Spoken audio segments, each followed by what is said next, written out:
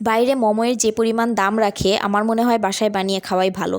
তো এখানে আমি ব্রয়লার মুরগির কিছু সলিড মাংস নিয়েছি, নিয়ে এটা পাটায় বেটে অথবা ব্লেন্ডারে কিমা করে নিতে হবে মিহি করে। তো আমি এখানে হচ্ছে যে ম্যাগি মশলা দিয়ে দিয়েছিলাম 1 প্যাকেট, আর হচ্ছে যে রসুন দিয়ে তেল গরম করে গরম তেলটা দিয়ে দিয়েছিলাম 3-4 চামচ, দিয়ে ওইটাকে মিশিয়ে নিয়েছি। এবার আমি হচ্ছে যে ময়দা দিয়ে ডো বানিয়ে সেটা দিয়ে একটা পাতলা বড় রুটি বানিয়ে সেখান থেকে ছোট ছোট করে গোল করে কেটে নিয়েছি। গোলাকৃতির কোনো মুখা দিয়ে আপনারা কেটে নিতে পারেন।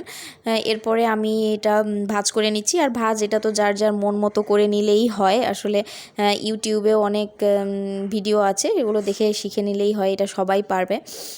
তো করে আমি হচ্ছে এটা পানিতে শুধুমাত্র সেদ্ধ করব না, শুধু সেদ্ধ করলে আমার কাছে একটু পানসে লাগে। তো আমি এটা তেল দিয়ে করব, হচ্ছে ফ্রাই প্যানে অল্প তেল দিয়ে সেখানে মোমোগুলো দিয়ে আমি হচ্ছে পানি দিয়ে দিব। পানি দিয়ে তারপরে চুলার আঁচটা মিডিয়ামের থেকে একটু বেশিতে রেখে আমি হচ্ছে যে ঢাকনা দিয়ে ঢেকে দিব। তারপরে যখন পানিটা শুকিয়ে যাবে তখন অটোমেটিক বোঝা যাবে যে পানি শুকিয়ে গেছে। তো এরকম করে করলে কি হয়, মোমোটা হচ্ছে যে তেলে ভাজার মতো হয় আবার সেদ্ধও হয়ে যায়, মানে দুটোই হয়। আর আমি হচ্ছে যে যদি পানিতে সেদ্ধ করে নেওয়া হয় ওটাতে তেলের কোনো অস্তিত্ব থাকে না, তো ওইটা আমার কাছে একটু কেমন যেন পানসে লাগে। এটা যার যার পছন্দ অনুযায়ী সে করে নেয়।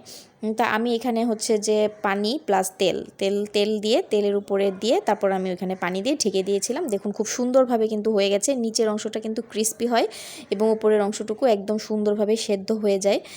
তো পানিটা শুকিয়ে গেলে একটু সাউন্ড হবে তলায়, ফ্রাই প্যানের তলায় হালকা সাউন্ড হবে, ওইটা শুনলেই বোঝা যাবে যে এখন নামিয়ে ফেলতে হবে, হয়ে গেছে। আর নামানোর আগে একটু উপরে হাত দিয়ে দেখে নেবেন যে ঠিকঠাক মতো সেদ্ধ হয়েছে কিনা। তো দেখতেই পাচ্ছেন এটা কিন্তু উপরে দিয়ে যেরকম খুব সুন্দরভাবে সিদ্ধ হয়ে গিয়েছে, নিচে থেকেও কিন্তু ক্রিস্পি হয়েছে। এখানে আমি হচ্ছে সস বানিয়ে নিয়েছি, এই বাসায়ই লেবুর রস, টমেটো সস, চিলি সস দিয়ে আমি একটা সস বানিয়ে নিয়েছি। তো ধন্যবাদ সবাইকে ভিডিওটি দেখার জন্য। আজকের মতো আল্লাহ হাফেজ।